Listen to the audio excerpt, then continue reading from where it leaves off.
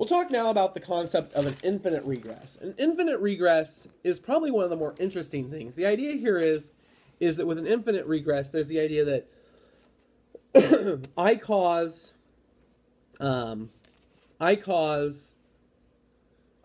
to exist by my parents and their parents, their parents, their parents, their parents, and we just keep going on and on and on.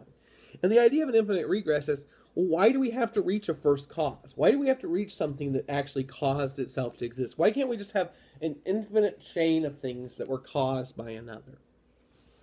Well, the basic answer is that by definition, an infinite is uncountable.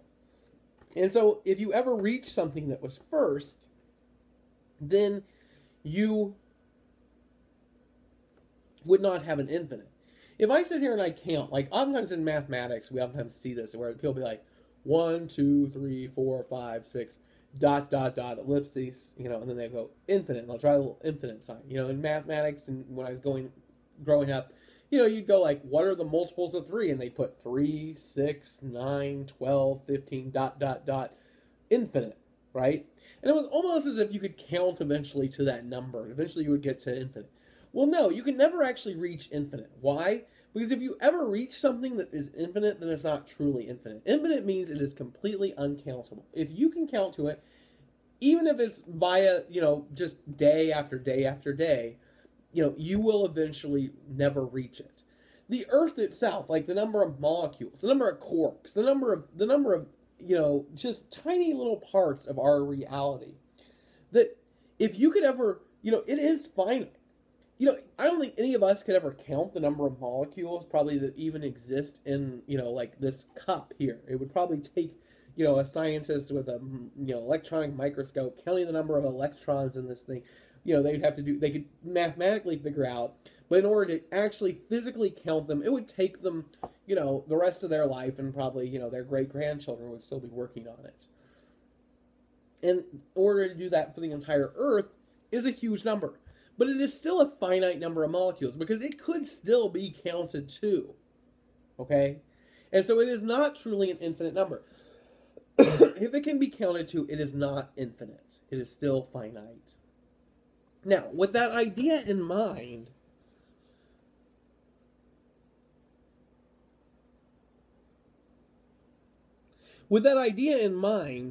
of an infinite being completely uncountable, I think one of the best arguments that gets used is what's called the Kalam cosmological argument. And the Kalam cosmological argument comes from a Arabic word for Kalam, means reasonable. It means reasonable philosophy. It's a school of philosophy called the Kalam school of philosophy.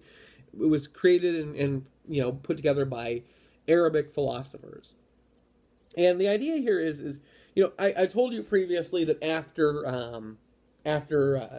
Aristotle's death, that the king of Macedonia, well, shortly before his death, the king of Macedonia, that Alexander the Great, his tutor, his tutelage, or whatever you call somebody who gets tutored by somebody, his pupil, I guess, Alexander the Great is killed in battle, and so there's an uprising and a rejection of Aristotle's ideas. But a lot of his work ended up in the Middle East, at Alexandria in Egypt, and so in that area they took on a lot of Aristotle's ideas and really ran with them. And so this argument comes actually from Aristotle, and they were working on this, and they were very much influenced by Aristotelian philosophy, and they developed a school of philosophy called Kalam, which is just a school basically of Aristotelian logic-based philosophy that existed in around the years like 800 up to about 1300.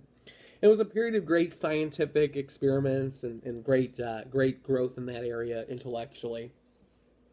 But they also dealt with the Kalam cosmological argument. As Muslims, they were interested in arguments that could be used to argue for the existence of God. And so they took the Kalam argument and they used it in their studies. And so what they did, though, was they said, what if instead of doing an argument for causes in that sense, what if we were trying to argue for the finiteness of time? The time cannot be infinite. And the basic idea here is time cannot be infinite, because if time was infinite, we would never be able to reach the current moment in time. Now, you might say, what do you mean? Well, let's suppose we start going back through time in a finite fashion. We start going back minute by minute, second by second, hour by hour, day by day, week by week, month by month, year by year. The question is can you ever kind of rewind the video, rewind time, and get back to an infinite point in the past? No. Why? Because we cannot, by finite addition of numbers, reach an infinite number. Right? If I go forward in time, and I go forward a day, a week, a month, a year, a millennium, a billion millenniums, a googolplex of millenniums, right, forward, and I multiply a googolplex times a googolplex times a googolplex times whatever that is to the power of 55 to the power of a googolplex, whatever, I got this huge number. It is still a finite number. Why? Because finite addition always ends up with finite numbers.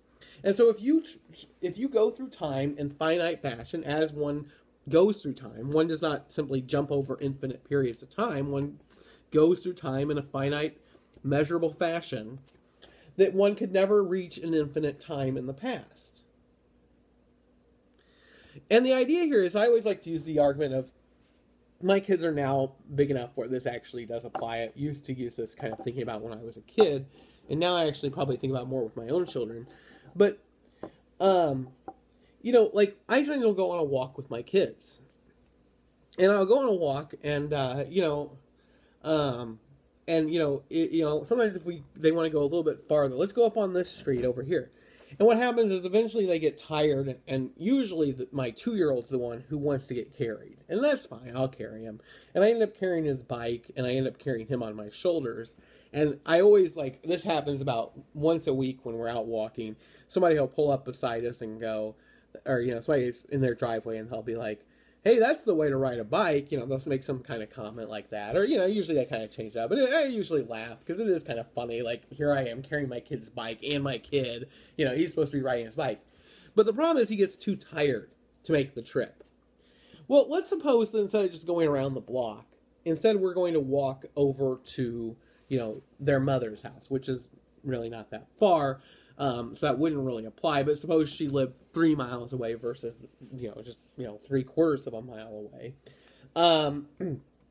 And so suppose we decided to walk over there, there's a good chance that they would become too tired and not want to walk. And so I would end up having to lug these bikes all the way. And let's suppose we get all the way there, and I say, well, I'm just going to leave the bikes and walk home, and I walk home. And the next day they call me and they say, Dad, we're going to come over to your house. Why don't you come over here and just give us a ride? Or we just come over here and we'll just, walk over here and we'll just ride our bikes back to your house. Well, the case is that if they can't ride their bikes to their mother's house, they can't ride their bikes back to Dad's house. Why? Because if you can't make it one way, you can't make it back the other way, right? And the same thing is true here with infinites. If you can't get to an infinite number by going back in time, then if you go back into an infinite point in the past, so we go back to an infinite point, and you then begin to go through time in finite fashion, will you ever reach today? No, because if you reach today, then this wouldn't be an infinite. Because the case is that an infinite is uncountable. And if you take an infinite number and you subtract out any finite number, no matter how large, it will still be an infinite number. Just the way it is. And so if you can't go back in time to an infinite point in the past, you can't go from an infinite point in the past to the present point. So, all of this is to say, you can't do a circular regress, and you can't simply go infinitely in the past. You can't just keep going, well, this caused this, which caused this, which caused this, which caused this, which caused this, which caused this, which caused this. So eventually, you have to reach something that caused itself to exist, something that was first, something that is a unmoved mover, a self-caused existent, something that started it all. And whatever that thing is, that is God. And that's the cosmological argument.